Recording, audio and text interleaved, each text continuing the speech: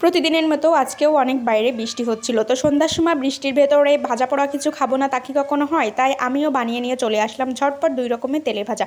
তো চলুন কীভাবে বানালাম সেটা আপনাদের সাথেও শেয়ার করি।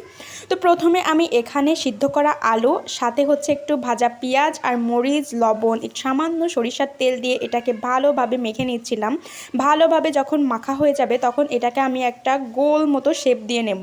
গোল মতো বলেছে, এটা গোল মতো হচ্ছে না, তবুও ওটা গোলের মতোই করার চেষ্টা করেছি আর কি, যেটা হয়েছে আর কি।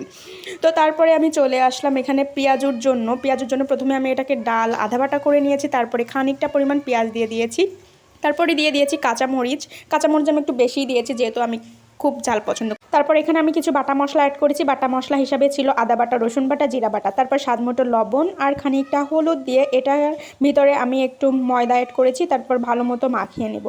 তো এভাবেতে এটাকেও সুন্দর করে মাখিয়ে এক সাইডে রেখে দিয়ে চলে যাব ভাজাভাজির কাজে। তো এখানে আমি আগে থেকে একটা ব্যাটার গুলিয়ে রেখেছিলাম বেসনের, এটার ভিতর চুবিয়ে আলুগুলোকে ডুবো তেলে সুন্দর করে ভেজে নেব। তো প্রত্যেকটা আমি এভাবেতে দিয়ে সুন্দর করে ভেজে তারপরে এভাবেতে সুন্দর করে প্লেটে তুলে নিব। তারপরে এটার ভাজাভাজি শেষ হলে আমি চলে আসলাম পেঁয়াজু ভাজার জন্য। পেঁয়াজুকেও আমি সুন্দর মতো তেলের ভিতর ছেড়ে দিয়ে এভাবেতে সুন্দর করে ভাজা শেষ করে প্লেটে তুলে নেব। তো রেডি হয়ে গেল আমার ঝটপট 2 রকম তেলে ভাজা।